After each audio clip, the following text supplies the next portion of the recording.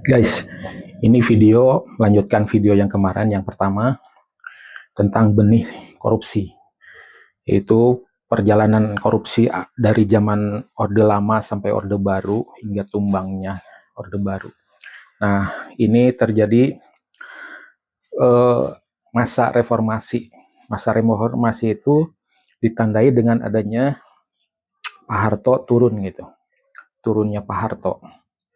Nah, setelah Orde Baru turun, tumbang, terjadi perubahan sistem pemerintahan, guys. Jadi yang tadinya sentralistik menjadi desentralisasi. Terus politiknya yang tadinya cuman 3 partai menjadi multi partai. Nah, itulah guys. Jadi semua di, dijalankan tadinya sesuai dengan demokratisasi, yaitu multi partai, terus pemilihan langsung gitu. Nah, multi partai itu menjadi cikal bakal juga jadi korupsi merajalela gitu. Ditambah dengan adanya desentralisasi, yaitu otonomi daerah gitu. Nah, ini guys, pertamanya gini. Jadi yang tadinya korupsi itu sentralistik, KKN itu sentralistik, adanya di sekitar kekuasaan, yaitu di pusat Pak Harto. Dengan adanya desentralisasi atau otonomi daerah, kekuasaan itu jadi terbagi guys ke daerah-daerah. Jadi penguasa-penguasa daerah menjadi raja-raja kecil yang mempunyai otoritas yang besar gitu di daerahnya. Nah, ditambah dengan adanya sistem multi partai dan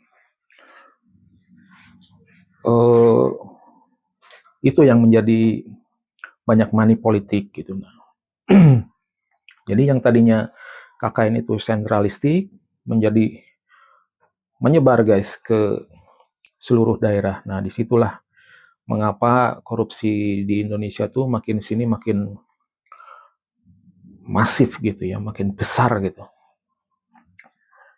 Nah, sudah makin masif dan besar, ada beberapa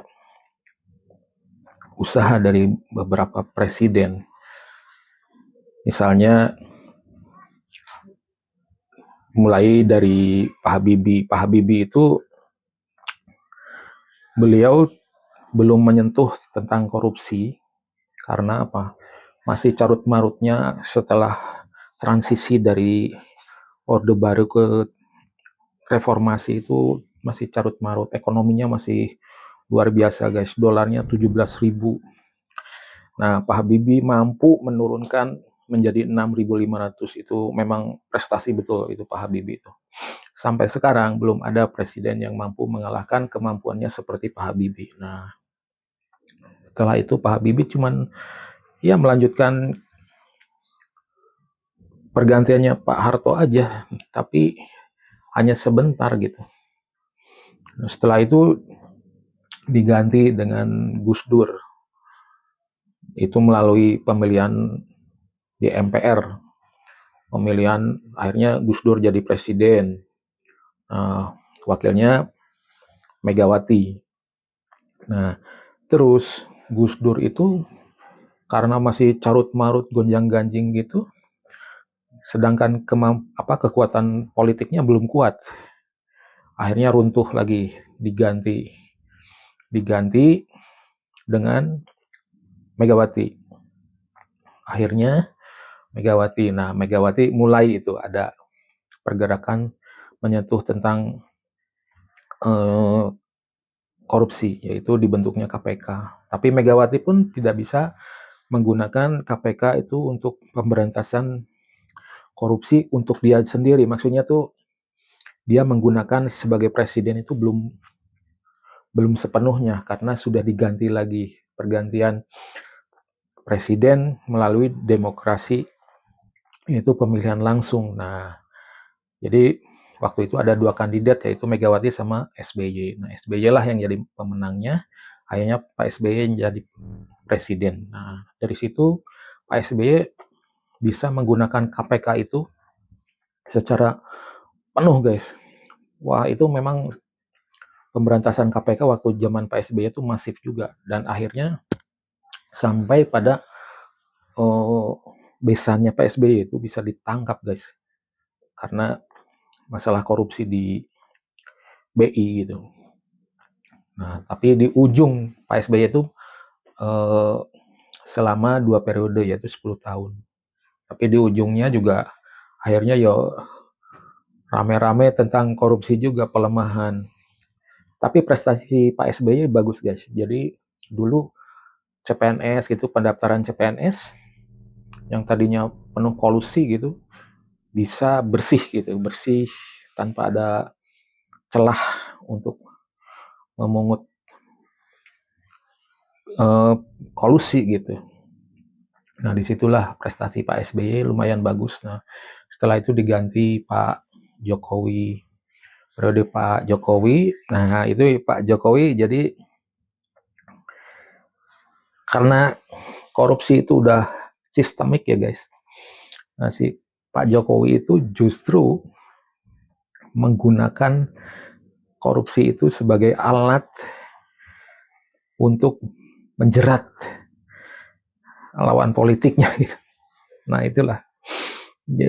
Jadi Pak Jokowi itu di zaman KPK, di zaman Pak Jokowi, KPK pun ada pelemahan gitu. Terus ada ya korupsinya makin sistemik guys, masif dan sistemik gitu. Wah, udah pokoknya setiap institusi itu ada korupsinya dan berjamaah gitu. Nah, artinya udah sistemik itu guys, udah sulit. Jadi sejarah korupsi dari Orde Lama, Orde Baru, Orde Reformasi itu ya semakin sini semakin luas, masif, dan sistemik guys. Nah, gimana guys solusinya? Solusinya ya karena korupsi itu ada sistemik, ya tidak ada lain kecuali sistemnya yang diperbaiki.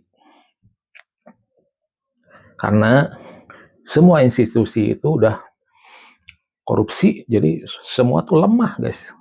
Dari institusi hukum juga udah melemah gitu.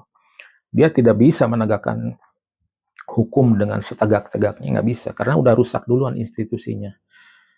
Sistemnya udah rusak dengan korupsi. Jadi korupsi itu merugikan semuanya.